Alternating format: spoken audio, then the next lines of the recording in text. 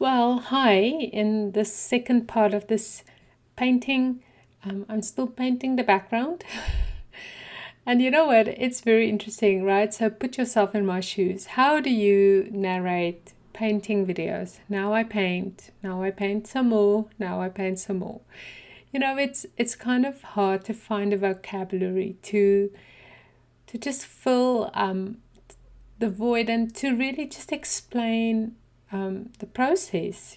So hopefully I'll get better at it, and that's why I'm putting such an emphasis on you asking me questions, because that will also help me refine, teaching painting online.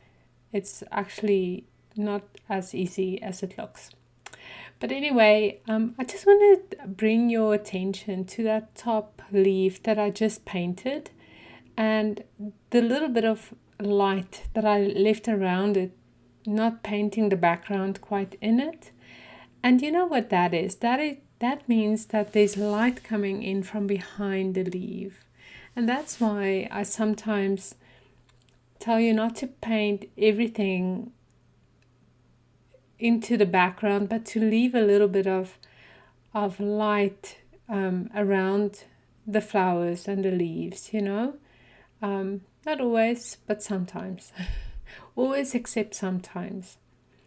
Okay, Prussian blue again, and I'm actually varying. You can see how I'm actually painting so that you can see the paintbrush strokes. And then sometimes I just get impatient and then I bring in a lovely white brush with lots of water and I'm just washing it all and working my way into the paint and bringing it out into the canvas and just smoothing things out a little bit.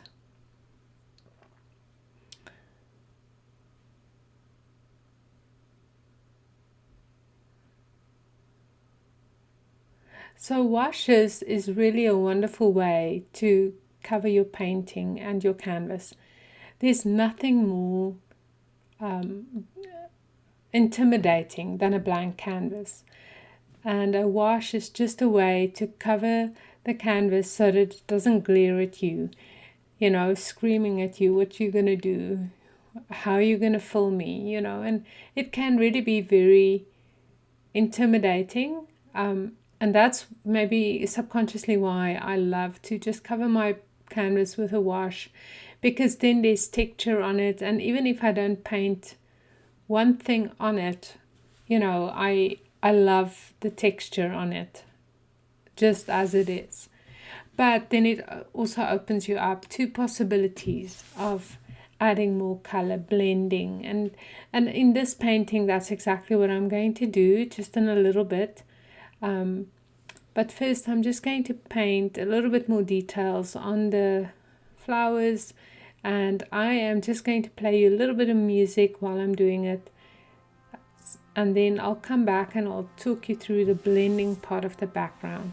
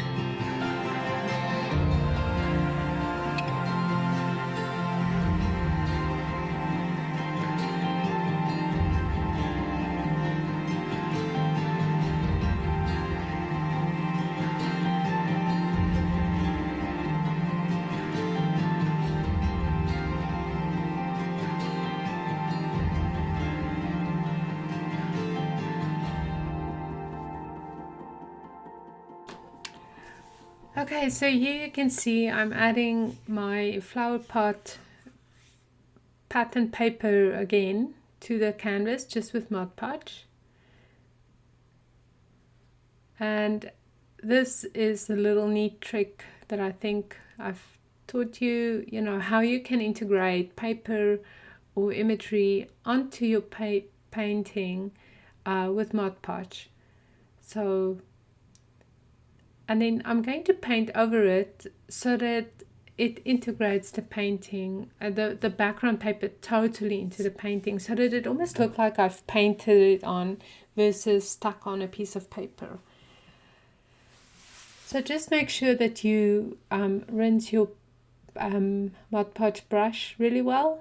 Okay, so here I'm painting that lovely light green on the background, and you can see that I started at the bottom, and I'm just painting around the flowers, with this beautiful lime green. It's probably titanium white paint that I mixed in with a little bit of the vivid lime inks, right? So I love this, and I love using a little bit of a dry brush here and there, and that way you can see the paint marks and things. And now I'm going to use the turquoise deep, and I'm just going to blend it. So paint blending with acrylic paints is magnificent. First of all, it's wonderful, but it works best if the paints are wet. You can't really blend with dry paint.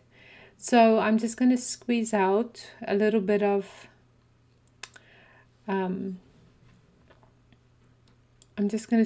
little bit of the turquoise, and then I'm just going to mix it with my wet brush, and I'm just going to start from the top, add a little paint, and then I'll start blending it. This is also a spot where you want to use a few paint brushes, so I would switch it up quite a bit just to get a clean paintbrush,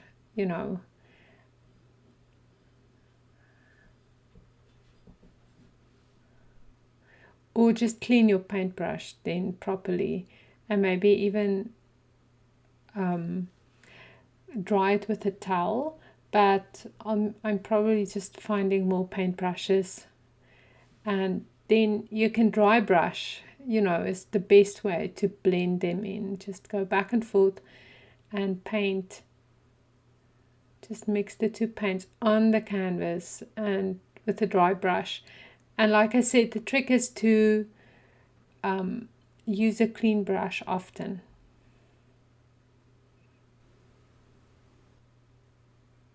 You can see that I've also painted in a few details on this painting already. The leaves at the top, I painted a little bit of markings on, and then also here and there I painted in with a little bit of darker colors, lighter colors, just some details. And now I'm adding a little bit of Prussian blue to this mix. So it's a mix of Prussian blue, deep turquoise, and that beautiful light green. But don't be afraid of a dark color. I'm telling you, dark colors make such a difference on a page when it comes to contrast, and it just creates drama and a lot of defining moments. So I do think that dark colors has its place, and I absolutely love the drama of the colors. So I love this painting, honestly. I was thinking while I was painting them that I would put them up for sale, and I have a hard time figuring out even just if I want to sell them, because I love them and I've found places in my home for them, all three of them already, and I absolutely love these little paintings. So I don't think I'm ready to part with them at all. Okay, so it's really coming together. I'm loving it. I do need to do a little bit more work on the vase and the bottom. I love that little light patch around the blossoms, to the right. I love the light background. I love the blending of the greens and the yellows on the side. Not yellow, but that yellow green. And and now I am excited to see what I'm going to do next. When you narrate a painting after you've painted it like 3 or 4 weeks before, I'm not quite sure. So I am using just a little paintbrush, and now I'm just going to add a tiny bit more detail to this the painting. And honestly, here you can use your artistic license. It doesn't have to resemble reality. It can be a figment of your imagination.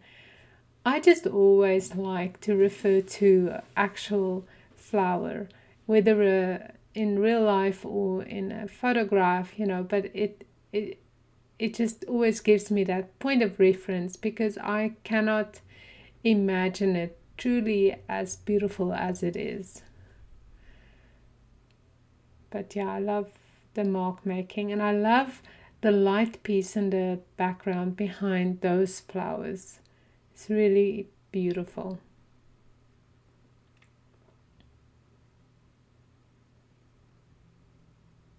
Just adding a tiny bit of detail with the white.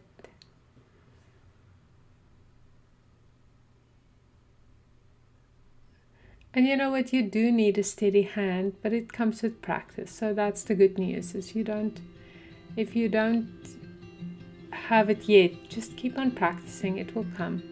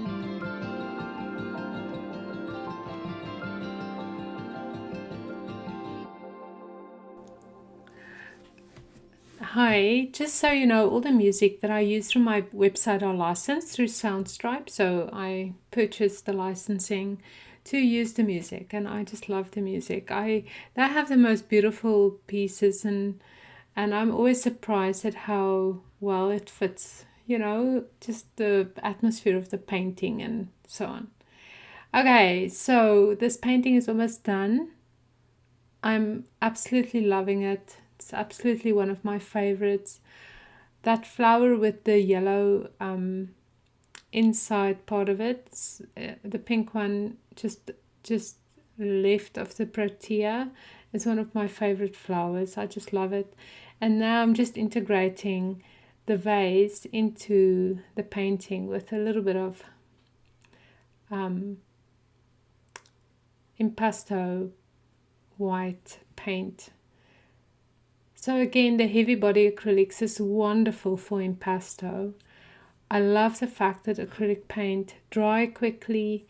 The only thing that bothers me, but I found a solution to it, is that it can look a little dull, especially when you use a lot of washes with it.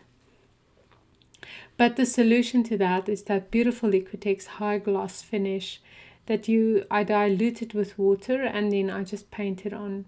The paintings, when it's completely dry, I think the paintings have to dry for at least a week, and then you can finish it off with high gloss finish.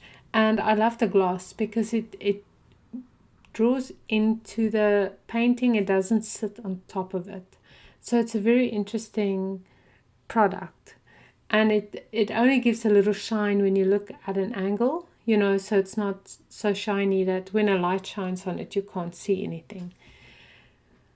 Okay, so now I'm just going to paint the bottom part of the painting. I just want to clean it up a little bit, and so just to add a little bit of paint on the canvas itself so that it feels clean, I don't know, fresh.